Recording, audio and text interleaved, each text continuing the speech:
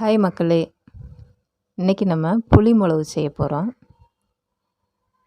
புளி மிளகுக்கு நான் பச்சை மிளகாவும் சின்ன வெங்காயமும் எடுத்து வச்சுருக்கிறேன்.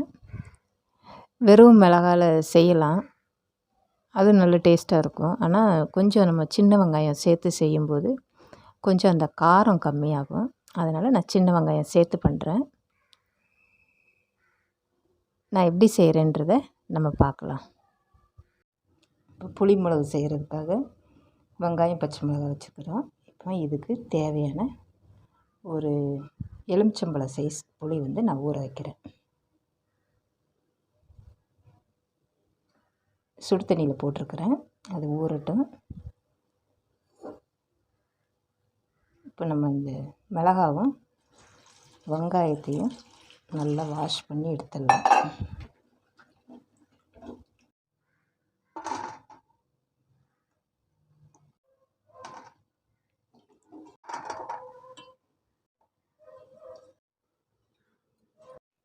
எண்ணெய் ஊற்றிக்கலாம். இதுக்கு தேவையான எண்ணெய் கொஞ்சம் ஜாஸ்தியாக ஊற்றிக்கோங்க. கடுகு போடுறேன்.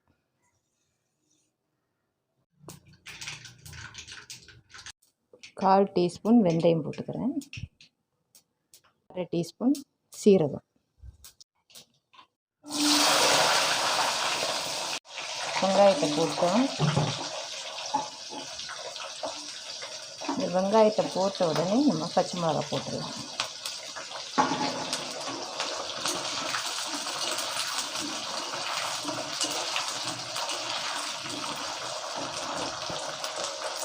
இது ஒரு 5 நிமிஷம் கொஞ்சம் வதங்கட்டும்.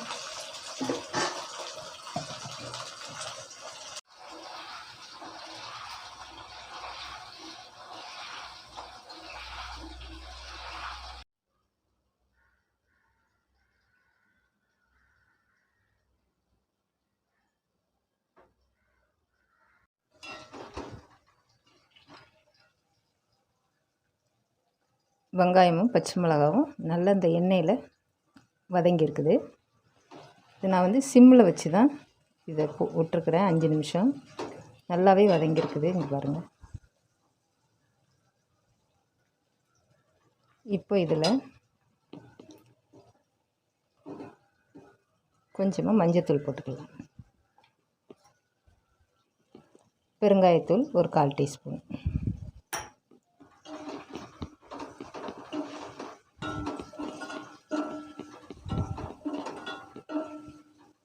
பச்சை மிளகாவை நான் லேசாக தான் கீறி போட்டிருக்கிறேன்.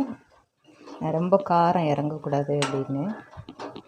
நீங்கள் உடச்சி கூட போட்டுக்கலாம், இல்லை நல்லாவே 2ஆக கீறி கூட போட்டுக்கலாம். இது இப்போ இதுக்கு புளி ஊற்றிடுவோம். இதில்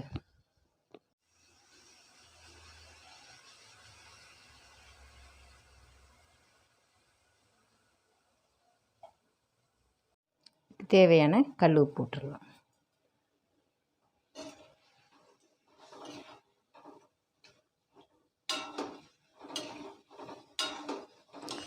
இந்த வெங்காயம் இந்த பச்சை மிளகாவோடு சேர்றதுனால ரொம்ப காரம் இருக்காது, கொஞ்சம் டேஸ்ட்டாகவும் இருக்கும். தனி பச்சை மிளகா போட்டு கூட நம்ம செய்யலாம். ஆனால் நான் எப்போ செஞ்சாலும் கொஞ்சம் வெங்காயம் சேர்த்து செய்வேன், ரொம்ப நல்லாயிருக்கும் அது. இதை நம்ம மூடி போட்டு ஒரு 10 நிமிஷம் வேக விடுவோம்.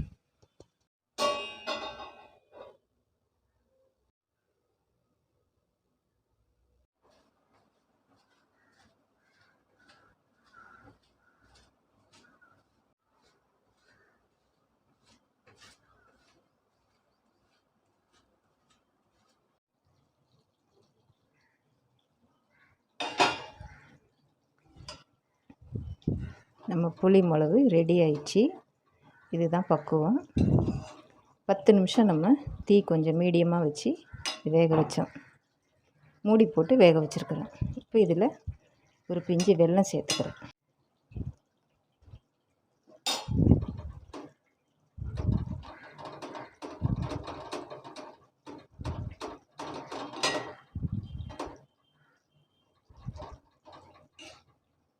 இந்த வெல்லம் கரைஞ்சால் போதும், நம்ம இதை எடுத்துடலாம்.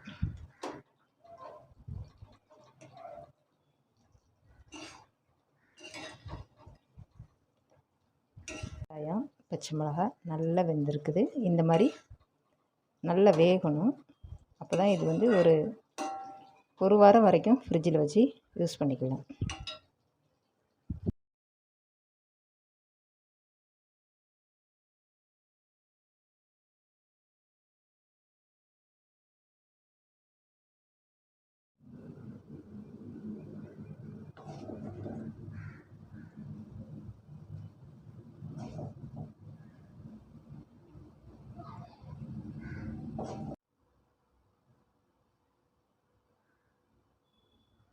நம்ம புளி மிளகு ரெடி ஆயிடுச்சு. இதே மாதிரி நீங்களும் செஞ்சு பாருங்கள், ரொம்ப டேஸ்ட்டாக இருக்கும்.